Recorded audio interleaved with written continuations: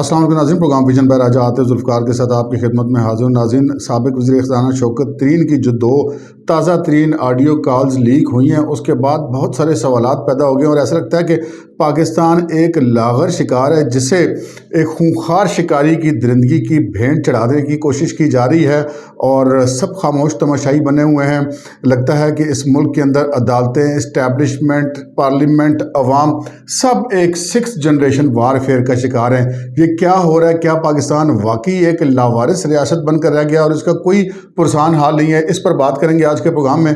मगर इससे पहले कि हम अपने प्रोग्राम को आगे बढ़ाएं, आपसे गुजारिश है कि अगर अभी तक आपने हमारा चैनल सब्सक्राइब नहीं किया तो प्लीज़ कर लीजिए, साथ ही बेल आइकन पर दबा दीजिए ताकि जो ही कोई नया प्रोग्राम अपलोड होता है तो उसका नोटिफिकेशन फौरी तौर पर आपको मौसूल हो सके। प्रोग्राम का बाकायदा आगाज़ करते हैं। नाज़रीन, पाकिस्तान के अंदर इस वक्त जो सबसे अहम मौजू इस वक्त आज का है वो शौकत तरीन जो साबिक़ वज़ीर ख़ज़ाना है पाकिस्तान के, और उनकी जो गुफ्तगू ही पंजाब के और KP के जो मौजूदा वज़राए ख़ज़ाना है कि कैसे उन्होंने खतूत लिखने हैं और उनकी कापियाँ IMF को देनी है ताकि पाकिस्तान की जो डील है IMF के साथ वो मुकम्मल ना हो सके और पाकिस्तान को कर्ज़ की रकम ना मिले। और फिर उस गुफ्तगू में आगे से ये भी पूछा गया कि क्या ये रियासत के ख़िलाफ़ नहीं है, तो मौसूफ़ फरमाते हैं कि जी अगर है तो क्या हुआ, जिस तरह ये हमारे चेयरमैन को ट्रीट कर रहे हैं। यानी कि उन्होंने बड़े वाज़ेह तौर पर और दो टोक ये बता दिया कि जी हमें इमरान खान ज़्यादा अजीज़ है, पाकिस्तान ज़्यादा अजीज़ नहीं। इमरान खान साहब के बारे में बात कर लेते हैं। जी, इमरान खान साहब ने जब 1996 में पार्टी बनाई और उस पार्टी बनाने से पहले हकीम सईद साहब ने एक किताब लिखी थी जापान की कहानी। उसमें उन्होंने कुछ इंकशाफात किए थे कि इमरान खान साहब का इंतखाब कैसे किया गया, यहूदियों ने उनको सेलेक्ट कर लिया है और पूरा मगरबी मीडिया उनकी एक इमेज बिल्डिंग करेगा और उसको पाकिस्तान की अवाम का मसीहा बना के पेश किया जाएगा और फिर 2020 तक पाकिस्तान में जो है वो यहूदी जो है असरअंदाज होंगे हुकूमत के ऊपर और उनके हाथ में मामलात होंगे। ये हमें एक थ्योरी लगती थी और हम ये कहते थे कि ये एक साजिशी थ्योरी है, इसके अलावा कुछ नहीं। लेकिन उसके बाद डॉक्टर सरार साहब ने भी अपनी कुछ तकारीर में इस तरह की बातें की। ये वो मैंने एक रेफरेंस सिर्फ आपके सामने दिया ताकि जब मैं आगे बात को चलाऊँ तो फिर हम एंड पे जाके किस नतीजे पर पहुंचेंगे कि इस मुल्क में हो क्या रहा है। 2014 तक आ जाते हैं जी हम। 2011 में अचानक इमरान खान साहब की जो मुर्दा पार्टी थी उसके अंदर एक हवा भरी गई, 2011 का जलसा करवाया गया। उसके बाद जोक दर जोक लोगों को मुख्तलिफ पार्टियों से लाकर किसी को ज़बरदस्ती, किसी को लालच देकर, किसी को डरा धमका कर, किसी को उठाकर इस पार्टी में शामिल करवाया गया। और फिर जनाब 2013 का इलेक्शन हुआ और 2013 के इलेक्शन में ये पार्टी तमाम तर मुबैना तौर पर बैरूनी दौलत, क्योंकि वो बैरूनी दौलत अब फॉरेन फंडिंग केस में या ममनुआ फंडिंग केस में साबित हो चुकी है। ये उसी दौर की बात हो रही है, 2008 से लेकर 2013 तक की फंडिंग अभी तक जो है वो साबित हुई इलेक्शन कमीशन के फैसले के मुताबिक। अभी उसके बाद वाली फंडिंग का तो कोई जिक्र ही नहीं आया और वो फंडिंग जो है वो पिछली फंडिंग से जो है तो है कि बहुत ज़्यादा, उससे कई गुना ज़्यादा बड़ी और ह्यूज फंडिंग होगी। लेकिन उस फंडिंग के साथ ये सारा कुछ हुआ। उसके बाद इमरान खान साहब ने 2-3 हलकों का को जवाब बनाया और एक धरना दे दिया। इमरान खान साहब को उस वक्त भी बड़ा समझाया गया कि जनाब पाकिस्तान एक नया एग्रीमेंट करने जा रहा है जो पाकिस्तान की मुस्तकबिल के लिए बड़ा ज़रूरी है। पाकिस्तान मुस्तकबिल में एक माशी क़ुव्वत तभी बन सकता है जब उसकी मईशत ठीक, और माशी क़ुव्वत बनने बगैर बाकी कोई भी मामला पाकिस्तान के अंदर नहीं चल सकता, बल्कि पूरी दुनिया में यही फार्मूला लगता है। और चाइना के सदर ने आना है, वो साइन करना है, लेकिन इमरान खान साहब ऐन उस वक्त जिस वक्त चाइना के सदर ने आना था वो रेड जोन के अंदर जाके धरना देकर बैठ गए थे और बहुत समझाने के बावजूद वहाँ से नहीं गए थे। और तकरीबन 6 माह उनका धरना चला और उसके बाद आर्मी पब्लिक स्कूल वाला सान्या हुआ और वो गए। लेकिन उसका नतीजा ये निकला कि वो जो CPEC एग्रीमेंट जब चाइना के सदर ने आना था और साइन करना था वो 6 महीने लेट हुआ। इस वजह से ये अलग बात है कि खान साहब उस वक्त भी माइक पकड़कर झूठ बोलते रहे अपने फॉलोअर्स के सामने कि जी चाइना के सदर ने तो आना ही नहीं था, ये तो झूठ है। लेकिन उसके बाद चाइना के सदर फौरी तौर पर आए जिस वक्त इमरान खान साहब यहाँ से चले गए। बहरहाल 2014 के धरने में जो उन्होंने बातें की उसी वक्त ही नज़र आ गया था कि खान साहब जो हैं वो क्या करने जा रहे हैं। अगरचे कि खुशफहमी इंसान को कभी नहीं छोड़ती, वो कहते नहीं नहीं ये खान साहब ने वैसी ही बात कर दी होगी। खान साहब के साथ ये बड़ा रोल है कि जो भी वो बात करते हैं, जो मर्जी है कहते हैं, उनको कहते हैं वैसे ही खान साहब ने बात कर दी, कि उनका मतलब ये नहीं होगा। बहरहाल एक उनको स्पेस हमेशा दी जाती रही। लेकिन 2014 के धरने में जब उन्होंने सिविल नाफरमानी की कॉल दी थी और कहा था कि जी बिल ना दिए जाएँ और उन्होंने अपने बिल जलाए, ये अलग बात है कि उन्होंने अपने घर का बिल उस वक्त जमा करवाया हुआ था, वो बिल पता नहीं उन्होंने किसका जलाया था, लेकिन उन्होंने लोगों को कहा कि आप ये बिल जलाएं, टैक्स ना दें स्टेट को, आप पाकिस्तान के अंदर बैंकिंग चैनल से बाहर से जो पाकिस्तानी पैसा भेजते हैं वो मत भेजें, हवाला हुंडी के ज़रिए भेजें। बड़ी वाज़ेह और सरीहन इमरान खान साहब ने पूरी कौम को बता दिया था कि मैं क्या चाहता हूँ, लेकिन किसी ने इस पर कोई गौर नहीं किया कि खान साहब ये जो बातें कर रहे हैं ये दुनिया के किसी और मुल्क में किसी और लीडर ने की होती तो उसके 14 तबक रोशन कर दिए जाते कि जनाब ये रियासत का चलती है इस टैक्स के साथ, आप इस रियासत का निज़ाम रोकने की कोशिश करें। लेकिन खान साहब ने इसकी कोई परवाह नहीं की। पहले चाइना के सदर का रास्ता रोका, उसके बाद उन्होंने पाकिस्तान की रियासत के निज़ाम को मफलूज करने की कोशिश की। उसके बाद जब ये धरना उनका नाकाम हो गया तो उस धरने के दौरान भी जावेद हाशमी साहब जो बड़े अरमान लेकर पाकिस्तान तहरीक इंसाफ में शामिल हुए थे और उस वक्त पाकिस्तान तहरीक इंसाफ के वो सदर थे, और उन्होंने बाद में एक प्रेस कॉन्फ्रेंस की और उन्होंने कहा कि इमरान खान साहब धरने के दौरान मुसलसल ये कहते रहे कि 16-17 लाशें बस गिर जाए तो मेरा काम हो जाएगा। यानी कि वो लाशें किसकी गिरनी थी? वो लाशें अगर गिरनी थी तो पाकिस्तानियों की गिरनी थी ना। इमरान खान साहब के उस धरने में इमरान खान साहब के अपने बच्चे और उनकी अपनी बीवी और उनके अपने बहन भाई तो शरीक नहीं थे, वो तो आम पाकिस्तानी शरीक थे। यानी कि उनका ख्याल था कि ईंधन बना दो पाकिस्तानियों के। ये मैं बड़ी माजरत के साथ इमरान खान साहब के चाहने वालों को कह रहा हूँ, ये ऐसा हुआ है। और उस वक्त भी कहा गया नहीं जी जावेद हाशमी साहब झूठ बोल रहे होंगे। चले, जावेद हाशमी साहब झूठे होंगे, इमरान खान साहब सच्चे होंगे, लेकिन ये जो बातें उन्होंने की थी कि टैक्स ना दें, वाला उंडी से भेजें, ये तो ऑन रिकॉर्ड है। उन्होंने माइक पकड़ के कही थी, पूरे पाकिस्तान के चैनल ने लाइव दिखाई थी। हम लोगों को, हम रिपोर्टर थे, हमें कहा जाता था कि कैमरामैन से कहना कि पब्लिक मत दिखाए, पब्लिक है या नहीं, सिर्फ इमरान खान को दिखाना है। इमरान खान साहब पता नहीं किस तरंग में आके तपती दोपहर में माइक पकड़कर शुरू हो जाते थे और आगे एक बंदा भी नहीं बैठा होता था। यानी कि वो जो इंतजामिया के लोग थे यकीनन होते ही थे, जो जलसे की मैनेजमेंट के लोग थे, लेकिन वहाँ पर और कुछ नहीं होता था। शाम को म्यूजिकल प्रोग्राम होता था, लोग आते थे, वो मशकूक किस्म की गोलियाँ जो है वहाँ पर बिका करती थी। ये एक ओपन सीक्रेट है, इसमें कोई सीक्रेट वाली बात ही रही। लेकिन बहरहाल ये सारी चीज़ें अपनी जगह पर हैं, लेकिन हम बात कर रहे हैं कि जो चीज़ें स्टेट के खिलाफ जारी थी। उसके बाद फिर जब ये सारा मामला ख़त्म हुआ और धरना उनका नाकाम हो गया, और उसके बाद वो जुडिशल कमीशन इमरान खान साहब की पसंद के मुताबिक बना और उनकी जो मर्ज़ी के चीफ जस्टिस थे उन्होंने बनाया। और फिर उस जुडिशल इंक्वायरी में 2013 के अंदर धांधली साबित नहीं हो सकी। सो साबित हो गया कि इमरान खान साहब जो कुछ कह रहे थे वो गलत था। और फिर उन्होंने 35 पंचर की बड़ी बात की और बाद में उन्होंने एक प्रोग्राम में कह दिया वो तो मैंने सियासी बात की थी। उस 35 पंचर का नाम लेकर उन्होंने 6 महीने लोगों से धरना दिलवाया और उसके बाद कह दिया बड़े आराम से कि मैंने तो बड़ी सियासी बात की थी। बहरहाल आगे बढ़ते हैं। उसके बाद फिर जब वो भी इक़्तिदार में नहीं थे और मुस्लिम लीग नून की ही हुकूमत कंटिन्यू कर रही थी, उस दौरान तुर्की के सदर ने आना था पाकिस्तान, और रजब तैयब एर्दोगान गालिबन उस वक्त सदर थे या वज़ीर आज़म थे, ये मुझे याद नहीं, लेकिन उन्होंने आना था पाकिस्तान और पार्लियामेंट के जॉइंट सेशन से एड्रेस करना था। और ये बड़ी ऑनर की बात होती है कि किसी मुल्क का कोई सरबराह आए और दूसरे मुल्क के जॉइंट पार्लियामेंट के सेशन से खिताब करे, और उसमें वो चूँकि मुल्क का मामला होता है, वो उस वक्त हुकूमत अपोजिशन कुछ नहीं होती, उस वक्त उस जो मेहमान होता है उसको एक इज्जत दी जाती है। लेकिन इमरान खान साहब ने इनकार कर दिया। उन्होंने कहा जी मैं तो जॉइंट सेशन में नहीं जाता, मैं इस हुकूमत को नहीं मानता, दुनिया भी इस हुकूमत को ना माने। तो ये उस वक्त तो वो स्टेट ऑफ पाकिस्तान की बात थी, लेकिन उन्होंने नहीं मानी। और मुझे याद है आज भी कि बिल आखिर तंग आ गए, तुर्की के सफ़ीर ने जाके इमरान खान साहब को मिलता कि जनाब आ जाएं आप, हमारा पीएम आ रहा है, हमारा क्या कसूर है, आप हमसे किस बात का बदला ले रहे हैं। लेकिन खान साहब नहीं माने, यानी कि उनका जो खोता खूह में था। इमरान खान साहब के लाडलेपन का सिलसिला कोई अब से शुरू नहीं हुआ, ये उस वक्त से चल रहा था। 2014 का जब धरना हुआ और पीटीवी पर हमला हुआ, पार्लियामेंट पर हमला हुआ, उसके मुकदमात दर्ज हुए। इमरान खान साहब उन मुकदमात के मुलजिम थे, नामजद मुलजिम थे, लेकिन उन्होंने कोई जमानत नहीं कराई। वो घूमते फिरते रहे, अपने सारे काम करते रहे, जलसे जुलूस करते रहे, उनको किसी ने इस मुल्क के अंदर गिरफ्तार नहीं किया। और फिर वो अदालतों का एक प्रोसेस तो चलता रहता है, उस प्रोसेस के तहत वो मफरूर करार पाए, इश्तहारी हो गए, लेकिन उनको किसी ने नहीं पूछा। इस हद तक नहीं पहुंचा कि जब पनामा नामी एक स्कैंडल आया जिसमें सिर्फ एक ही शख्स के खिलाफ कार्रवाई की गई और वो भी साबित नहीं हुई, तो उसको अकामा के बीच में सजा दी गई, पनामा साबित नहीं हुआ। और फिर जो उस पनामा स्कैंडल में उस एक के अलावा 499 लोग थे, उनको आज तक किसी ने नहीं पूछा कि भाई कोई ऐसा स्कैंडल भी आया था। बहरहाल ये सारा कुछ हुआ और उन्होंने खुद ये टीवी के इंटरव्यू में इमरान खान साहब ने कहा कि मैं लॉकडाउन की कॉल दी थी इस्लामाबाद की इस पनामा स्कैंडल की वजह से, और जस्टिस आसिफ सईद खोसा जो उस वक्त सिटिंग जज थे सुप्रीम कोर्ट के, उन्होंने मुझे कॉल करके कहा कि इधर पटिशन लेकर आओ, हम इस पर कार्रवाई करते हैं। और मैं पटिशन लेकर गया, उस पटिशन के नतीजे में वक्त का वज़ीर आज़म को नाअहल कर दिया गया, बेदखल कर दिया गया, पार्टी सदारत से हटा दिया गया और साबित पनामा फिर भी नहीं हुआ था। अब यहाँ से अंदाज़ा कर लीजिए। और जो मैं बात कर रहा था कि वो उस वक्त खुद मफरूर इश्तहारी मुलज़म थे, जिस वक्त सुप्रीम कोर्ट में वक्त के वज़ीर आज़म के खिलाफ मुकदमे की वो मुद्दई बने हुए थे, लेकिन किसी अदालत ने नहीं पूछा कि ये शख्स तुम्हारे सामने पटिशन लेकर आया, ये तो एक मफरूर इश्तहारी मुलज़म है, इसने तो ज़मानत भी नहीं कराई हुई। हम इस चीज़ पर बात नहीं करते कि वो उसमें कसूरवार थे या नहीं थे। एक मुल्क का निज़ाम होता है, कानून होता है। एक बंदा मफरूर और इश्तहारी है, इसका मतलब ये है कि वो पाकिस्तान के और मुल्क के कानून को नहीं मानता। और पाकिस्तान पाकिस्तान का जनाब सारा सिस्टम इमरान खान साहब को सपोर्ट कर रहा था। और फिर नवाज शरीफ साहब गए, फिर 2018 का इलेक्शन आया। 2018 के इलेक्शन में इमरान खान साहब तमाम अपने मुखालिफिन को अंदर करवा के और तमाम यानी कि एक छोटे से छोटे यूनियन काउंसिल लेवल तक के लोगों को भी अंदर करवा के, नज़रबंद करवा के अकेले ही दौड़े, लेकिन इलेक्शन वो फिर भी नहीं जीत सके, एक सादा अक्सरियत तक नहीं ले सके।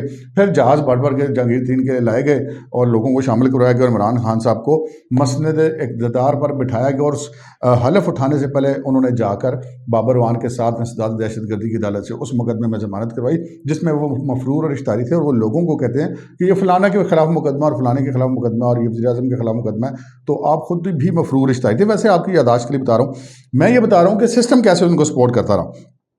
जब वो बन गए वज़ीर-ए-आज़म तो उसके बाद एक रुकन कौमी असम्बली हैं पाकिस्तान तहरीक इंसाफ की, आयशा हुदैद ग़ालिबन उनका नाम है, उन्होंने इसराइल के हक़ में पाकिस्तान की पार्लियामेंट के अंदर खड़े होकर तकरीर की। मैं नहीं मानता कि उसको इमरान खान की इमा हासिल नहीं थी या इमरान खान की मर्जी के बगैर तकरीर की गई थी। और अगर ऐसा होता तो उनको पार्टी से निकाल दिया जाता, उनसे इस्तीफ़ा ले लिया जाता, लेकिन वो आज भी मौजूद हैं जी असम्बली के अंदर, यानी कि जो ये सेशन चल रहा है उसके अंदर वो मौजूद हैं। और इमरान खान साहब ने उनको नहीं पूछा। उसके बाद बहुत सारी खबरें आती रही कि जी जुल्फ़ी बुखारी ने इसराइल का दौरा किया है, उनके कोई और मुशीर या मामले खुसूसी किसी दूसरे मुल्क से जो दूसरी डुअल नेशनल थे वो वहाँ पर गया। लेकिन हम लोग कहते थे कि ये सारी सियासी थ्योरियाँ जी, ऐसा कुछ नहीं है। फिर एक इसराइली जहाज़ की आमद की भी पता चला कि जब UAE में ग़ालिबन इमरान खान साहब भी मौजूद थे और या ऐसी कोई हुकूमती वफ़द मौजूद था। पर ये चीज़ें फिर भी हम उनको कहते रहे कि ये सारी सियासी थ्योरियाँ हैं। इमरान खान साहब ने हुकूमत में आने के बाद क्या किया, 5.8% की ग्रोथ को ये ग़ालिबन 2% पे ले गए। यानी कि ये मैं बात कर रहा हूँ कोरोना के आने से पहले की। ये बड़ी कहते हैं ना कि जो कोरोना आ गया था तो इस वजह से ये हुआ था। कोरोना आने के बाद पाकिस्तान की मईशत मनफी में चली गई थी। GDP ग्रोथ अगर वो 2 पे ना होती, वो 5.8 पे होती तो वो मनफी में ना जाती, 4 पे आ जाती ज़्यादा से ज़्यादा। उसके बाद इमरान खान साहब ने कहा नहीं, मैं तो बड़ी मईशत ऊपर ले गया था, लेकिन इस मुल्क के साथ जो कुछ हुआ इमरान खान साहब के दौर में वो कोई भूली बिसरी बात नहीं है। मैं चले हम उस पर भी नहीं जाते कि मईशत में वो क्या कर रहे थे क्या नहीं करते, हम थोड़ा सा आगे बढ़कर बात कर रहे हैं कि ये मामला सिर्फ उतना सादा नहीं है जितना लोग इसको समझ रहे हैं। खान साहब को बहरहाल अदालतों से हमेशा उनको बरातर समझा गया और वो ख़ुद भी समझते हैं और आज इस वक्त तक भी समझते हैं। वो वज़ीर-ए-आज़म थे, वो जहाँ पे इलेक्शन कमीशन के ऊपर पाबंदी लगाता था कि जी आप वहाँ पर नहीं जाके कर सकते, आप वज़ीर-ए-आज़म हैं, लेकिन वो तमाम तर कानून और ज़ाब्तों को तोड़ा करते थे। क्या आज़ाद कश्मीर के इलेक्शन में, क्या KP के इलेक्शन में, बल्दियाती में, क्या गिलगित बल्तिस्तान के इलेक्शन में, कभी इमरान खान साहब ने आइन और कानून की किसी खातिर में उन्होंने नहीं रखा। तकरीर वो हमेशा ये कहते थे कि मुल्क में ताकतवर के लिए और कानून है और आम आदमी के लिए और वो बिल्कुल ठीक कहते थे कि उनके लिए कानून नहीं था। और वो खुद भी आज भी ये इस चीज़ पे मुसलसल कायम है कि वो खुद को कानून से बालातर समझते हैं और ये हर चीज़ जो है वो इसी तरह होती है। फिर उन्होंने आते साल क्या किया कि जो CPEC उसको मुंजमद कर दिया गया, उसके तमाम प्रोजेक्ट बंद कर दिए गए। 2019 में CPEC का दूसरा मरहला शुरू होना था, लेकिन वो आज तक शुरू नहीं हो सका। उसके बाद इस तरह के काम किए गए इनके वज़रा की तरफ से कि चीन को ये कहना पड़ा कि जी इस वज़ीर मौसूफ को चाइना मत लेकर आएँ, और चाइना नाराज़ हुआ। और इमरान खान साहब को ये क्रेडिट जाता है कि उनके दौर में पाकिस्तान के वो दोस्त ममालिक जो कभी पाकिस्तान के बनने से लेकर आज तक कभी पाकिस्तान से नाराज़ नहीं हुए, कभी पाकिस्तान के ख़िलाफ़ नहीं हुए, टाइम टेस्टेड फ्रेंड्स थे, जिनमें चीन था, जिनमें सऊदी अरब था, ये तक इमरान खान साहब ने नाराज़ कर लिया, तुर्की नाराज़ कर लिया। तुर्की की जितनी कंपनियां पाकिस्तान के अंदर काम कर रही थी उन सबको धक्के मारकर मुबैना तौर पर इस मुल्क से निकाल दिया गया। और उसके बाद जो कुछ हुआ वो सब ने देखा। फिर इमरान खान साहब तशरीफ़ ले गए ट्रंप के साथ मिलने के लिए, वहाँ पर मोदी साहब भी आए हुए थे। उन्होंने मुलाकात की और वापस एयरपोर्ट पर आए और कहा कि जी मुझे लग रहा है मैं दूसरी दफ़ा वर्ल्ड कप जीत के आया हूँ। और 3 दिन बाद पता लगा जी कश्मीर सरेंडर हो गया। ये सारा कुछ कैसे हुआ, इसके ऊपर कोई बात करने के लिए तैयार नहीं है। ना करे बात, वो खान साहब तो आगे बढ़ते जा रहे हैं, वो पीछे मुड़ के तो नहीं देख रहे। उसके बाद ये जो इमरान खान साहब के खिलाफ जब तहरीक अदम एतमादी, बहुत कुछ हुआ है उनके उस 3.5 पौने 4 साल दौरदार में। उसकी तो बंदा बात करे तो ये एक व्लॉग तो क्या ऐसे 1000 व्लॉग किए जा सकते हैं, लेकिन हम कट शॉर्ट करते आगे बढ़ते हैं। फिर फॉरेन फंडिंग या ममनुआ फंडिंग का केस जो नहीं है वो 8 साल तक लटकता रहा, उनके खिलाफ फैसला नहीं हुआ या नहीं होने दिया गया। उसके बाद फैसला हो गया, वो तमाम चीज़ें साबित हो गई जी, फॉरेन फंडिंग भी साबित होगी, ममनुआ फंडिंग भी साबित होगी, भारत, इसराइल, अमेरिका से पैसा लेना और दीगर ममालिक से वो भी साबित हो गया। लेकिन सिर्फ फैसला दे दिया कि हाँ जी इमरान खान साहब के खिलाफ ये साबित हो गया। कार्रवाई इमरान खान साहब के खिलाफ उस वक्त भी नहीं हुई, आज भी नहीं हो रही। और ये मैं आपको बता रहा हूँ कि ये क्या है, कौन है जो इमरान खान को बचाने की कोशिश कर रहा है। आगे बढ़ते हैं जी। उसके बाद इमरान खान साहब वो जो कहते थे ना मैं खुदकुशी कर लूँगा, IMF के पास नहीं जाऊँगा, वो ना सिर्फ IMF के पास गए बल्कि इंतहाई जिल्लत अमेज मुआहदे किए। पाकिस्तान का स्टेट बैंक गिरवी रख दी, अपोजिशन की जमातें चीखती रह गई, किसी ने उनकी नहीं सुनी। इमरान खान साहब कहते थे कि मैं तो बादशाह हूँ, जंगल का मेरी मर्जी है, और फिर उन्होंने जो जितने अपने सियासी मुखालिफिन थे सबको जेलों में डाला। चले वो एक सियासी बात है, इंतकामी कार्रवाइयाँ भी हम कह सकते हैं, खान साहब मुंतकम मिजाज होंगे, चलें ये एक अलग बात है, लेकिन हम बात करें स्टेट ऑफ पाकिस्तान की। तो वो जो IMF से जिल्लत अमेज मुआहदे किया, उसके बाद जब उनके खिलाफ तहरीक अदम एतमाद आ गई और उनको ये लगा कि मेरी हुकूमत चली जाएगी, खुद उनके वज़रा रिकॉर्ड पर हैं जिन्होंने ये कहा कि हमने जाने से पहले इस मुल्क के अंदर मईशत पर बारूदी सुरंगें लगा दी थी। ये रिकॉर्ड पे वज़रा के बयानात मौजूद हैं। बहरहाल फिर जब तहरीक अदम एतमाद पर जो तमाशा इन्होंने लगाया वो सारी दुनिया ने देखा, ये निकलने पर तैयार नहीं थे, वोटिंग कराने पर तैयार नहीं थे, सुप्रीम कोर्ट ने कहा, ये फिर भी मानने पर तैयार नहीं थे। फिर पाकिस्तान की तारीख में, क्या शायद दुनिया की तारीख में, ये पहले सदर ममलिकत होंगे, ये पहले स्पीकर होंगे, ये पहले डिप्टी स्पीकर होंगे और पहला वज़ीर आज़म होगा जिसने आइन को मानने से इनकार कर दिया। तमाम तर गैर आइनी इक़दाम किए, लेकिन आज तक किसी ने ना इमरान खान को, ना आरिफ अलवी को, ना असद कैसर को, ना कासिम सूरी से पूछा कि आपने आइन को तोड़ दिया, बड़े मजे से इस तरह तोड़ दिया जैसे कोई बच्चा खिलौना तोड़ देता है, और आज तक उनके खिलाफ किसी ने कार्रवाई नहीं। तो फिर वो इससे आगे क्यों नहीं बढ़ेंगे? वो अब आगे बढ़ते जा रहे हैं और हर रोज़ नई नई चीज़ें सामने आ रही हैं। बहरहाल ये सब कुछ इसीलिए हुआ कि वो 2014 के धरनों से लेकर वो जो पाकिस्तान को टैक्स ना दो से लेकर आइन तोड़ने तक किसी ने उनको नहीं पूछा। ये हुकूमत आ गई इत्तेहादियों की, इस हुकूमत की भी अंदर इतनी सकत नहीं थी कि इनके खिलाफ ये कोई कार्रवाई करती। इमरान खान साहब ने जनाब वो ऐलान कर दिया, मैं लॉन्ग मार्च करूँगा, और अदालतों की मुबैना मुआवनत से उन्होंने ये ऐलान किया और अदालतों ने उनके लिए रास्ते खुलवाए। और अगरचे कि वो पहले वो और उनके वज़रा सरेआम कहते कि ये खूनी मार्च होगा, ये पाकिस्तान श्रीलंका बनेगा। खान साहब मुसलसल कह रहे थे कि ये अगर लोग तो कहते हैं कि अगर ये लोग आ गए और इमरान खान निकल के ऐसे बेहतर तरह के पाकिस्तान पे एटम बम चल जाए, खुदा न खास्ता, ऐसी ये बातें कर रहे थे। और फिर उसके साथ वो ये भी कहते कि पाकिस्तान के 3 टुकड़े हो जाएंगे, पाकिस्तान की फौज टूट जाएगी। यानी कि कौन सी बात है जो इमरान खान साहब ने नहीं की? इन जितनी इमरान खान साहब ने बातें की, इसका 1% भी इस मुल्क का कोई और सियासतदान करता तो शायद उसके ख़ानदान में कोई बंदा अब बाहर ना बचता। सब के सब उनका वो कहते हैं जन बच्चा कोलू में पिलवा दिया जाता। लेकिन इमरान खान साहब लाडले थे और इस वक्त तक भी वो लाडले हैं, लेकिन वो आगे बढ़े चले जा रहे हैं। कोई उनके आगे स्टॉपर नहीं है, कोई उनको स्टॉप करने वाला नहीं है, कोई उनके आगे कोई कामा कोई फुल स्टॉप लगाने वाला नहीं है। उसके बाद आगे बढ़ते हैं जी। 25 मई आ गया। 25 मई को अदालत की हुक्म पर सारे रास्ते खोले गए। उन्होंने आके इस्लामाबाद में आग लगा दी और वापस चले गए। और उसके बाद अगले दिन अदालत ने कहा जी हो सकता है उनको पता ना हो, ये पोजीशन थी इस वक्त। और उन्होंने PTI के वकीलों को बोलने तक नहीं दिया तो इन्हें अदालत के नोटिस में, क्योंकि उन्होंने जो जगह बताई थी उसकी दूसरी तरफ लोगों को भेजा। और वहाँ पे फिर जो आग लगी ब्लू एरिया में, सारा कुछ वो आपके सामने ही है। लेकिन एजाज सैयद साहब हमारे कुलीग हैं, उन्होंने इसी चैनल पर आपको बताया कि वो अदालत में मौजूद थे जब एक जज साहब ने, मोअज़्ज़ज़ ने कहा कि जनाब तहरीक इंसाफ के वकीलों ने बोलने की कोशिश की, जी आप क्यों बोल रहे हैं, हम बैठे हुए हैं ना। यहाँ तक इमरान खान साहब को नहीं सपोर्ट की जाती रही और अब ये नतीजे बाहर निकल रहे हैं। अब उसके बाद क्या हुआ? उसके खिलाफ वो गिलगित बल्तिस्तान की पुलिस ने आगे पाकिस्तान के अंदर दीगर फोर्सेस पे फायरिंग की उस 25 मई वाले दिन। और उसके अलावा KP की मशीनरी आई, उसके अलावा आज़ाद कश्मीर की मशीनरी आई। इमरान खान साहब के खिलाफ मुकदमा दर्ज हुए 16-17, लेकिन किसी की जरूरत नहीं उनको गिरफ्तार करे। वो KP में जाके बैठ गए। वो आज भी KP का हेलीकॉप्टर लेकर सरकारी खजाने से इस्तेमाल करते हैं, उनके पास कोई सरकारी होता नहीं है। उसके बाद वहाँ से वो आए और पाकिस्तान की तारीख में अनोखी उनको जमानत मिली, यानी कि 3 हफ्ते की ट्रांजिट बेल मिली। वो 3 हफ्ते में तो पेशावर से 1000 चक्कर भी शायद उससे भी ज़्यादा लगाए जा सकते हैं। लेकिन खान साहब जो हैं उनको ये फेवर दी गई और उस फेवर को उन्होंने फ़ायदा उठाया। उसके बाद फिर वो, चूँकि उनको पता था कि उनको प्रोटेक्ट किया जा रहा है, उनके खिलाफ इस मुल्क की अदालतें काम नहीं कर रही मुबैना तौर पर, तो फिर उन्होंने वो मजीद आगे बढ़ते रहे। फिर उन्होंने आगे अदालतों को धमकी देनी शुरू कर दी कि जनाब एक जज साहब ने 2 दिन का रिमांड दे दिया, वो उसकी कानून है, उसको कहता है, उसकी जिम्मेदारी है। उस जज ने अपनी जिम्मेदारी पूरी की। आपने IG को भी धमकियाँ लगाई, आपने DIG को भी दी, आपने जज को भी दी, इसलिए कि आपने 2014 में भी ये किया था और आपके खिलाफ कुछ नहीं किया गया था, इसलिए उन्होंने आज फिर किया। फिर एक मुकदमा दर्ज किया गया, लेकिन उनको गिरफ्तार करने की जरूरत किसी ने नहीं की। और फिर उनकी दोबारा एक ऐसी अनोखी जमानत दी गई जो मुलजम के पेश हुए बगैर उनको राहदारी जमानत दी गई। पंजाब से वो आई नहीं इस्लामाबाद, उसके बाद वो जमानत मिली। उसके बाद दहशतगर्दी की अदालत में गया और जिस तरह वो गए कि ये बैरियर उखाड़, वो तोड़ो, वो वॉक थ्रू गेट फेंको, वो सारा कुछ हमने देखा। बहरहाल मामला बढ़ते बढ़ते यहाँ तक पहुँचा कि आज से, अब ये कहते हैं ना कि शौकत तरीन ने अभी कॉल की है तो ये है वो है। अब कल जो है इजलास था IMF का और उसके अंदर ये सारी चीज़ें फाइनल होनी थी, लेकिन इन्होंने जनाब ना सिर्फ ये कि लेटर्स लिखे और अब उसकी भोंडी तावीलें दी जा रही हैं। वो अगर आपको कोई मामला था तो आप वफाकी हुकूमत से बात करते, आप शौकत तरीन की कॉल में ये वाज़ेह है, वो कह रहे हैं एक बंदा कि जी वो IMF का जो नंबर 2 है पाकिस्तान में, उसको मैंने बता दिया, फलाने को बता दिया, फलाने को कॉपी भेज दिया, ये सारा कुछ कि जी ये डील टूटेगी, पाकिस्तान डिफ़ॉल्ट करेगा, रोटी 500 रुपये की बिकेगी, पेट्रोल 5000 रुपये का बिकेगा, तब मुल्क श्रीलंका बनेगा। और इमरान खान साहब मुसलसल कह रहे हैं अपने जलसों में कि मुल्क श्रीलंका बनने वाला है, मुल्क श्रीलंका बनने वाला है। और भाई नहीं बनने वाला, आप बना रहे हो इसको। ये मुझे कहने दीजिए, ये मैंने कभी इस तरह खोल के कोई बात नहीं की, लेकिन आज जो है वो बंदा कहाँ तक बर्दाश्त करे जी। ये इमरान खान साहब किस तरफ लेके जा रहे हैं मुल्क को।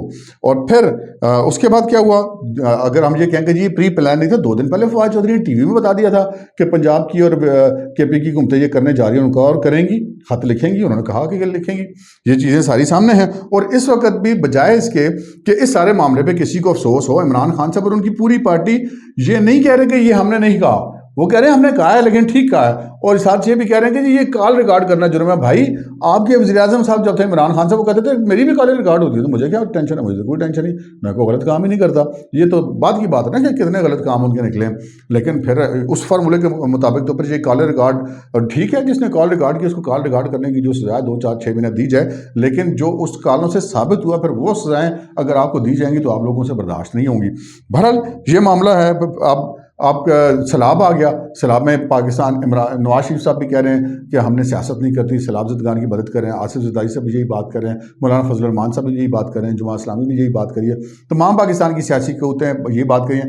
एक अकेला इमरान खान है जो जेलम में जलसा कर रहा था जाकर, और फिर जो उसकी पार्टी के लोग हैं वो बैरून मुल्क पाकिस्तानी को कह रहे हैं कि इस हुकूमत को पैसे मत भेजना सैलाब ज़दगान की मदद के लिए।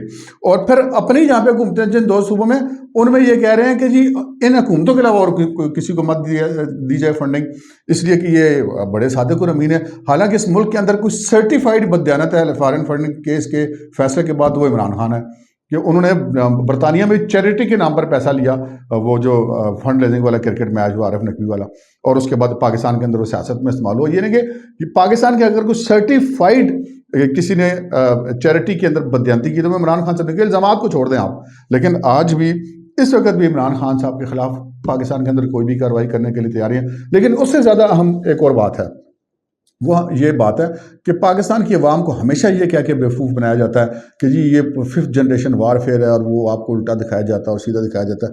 नहीं जनाब, ये 5th जनरेशन वारफेयर नहीं है, बात उससे आगे निकल गई है। ये 6th जनरेशन वारफेयर है। 6th जनरेशन वारफेयर के मुतासिरीन सोचने समझने, आंखों से देख के जुटलाने पर मजबूर हैं, और उनकी तमाम तर सलाहियतें ख़त्म हो चुकी हैं। और वो देख रहे हैं कि ये इमरान खान साहब इस मुल्क के साथ क्या कर रहे हैं, लेकिन वो उनका दिल, उनका दिमाग, जो हकीम सईद साहब के बकौल मगरिब ने जो उस वक़्त से एक बुत तराशना शुरू किया था, वो इस कदर उनके मिजाज पर हावी हो गया कि उनको पाकिस्तान भी इसके मुकाबले में कुछ नज़र नहीं आ रहा। नहीं जनाब, ये पाकिस्तान हमारा है, ये पाकिस्तान चलेगा, ये पाकिस्तान रहेगा। ये बिल्कुल दुरुस्त बात है कि पाकिस्तान का कायम रहना एक मौजा है। इस तरह के अगर लोग पाकिस्तान के अंदर हरकतें कर रहे हैं तो पाकिस्तान का कायम रहना वाकई एक मौजा है। लेकिन ये मौजा ता क़यामत रहेगा, ये पाकिस्तान कायम रहेगा। और ये जितने लोग बातें करते हैं पाकिस्तान के खिलाफ, ये नहीं होंगे, और पाकिस्तान इंशाल्लाह फिर भी होगा। अब तक के लिए इतना ही, इजाज़त दीजिए, अल्लाह हाफिज़।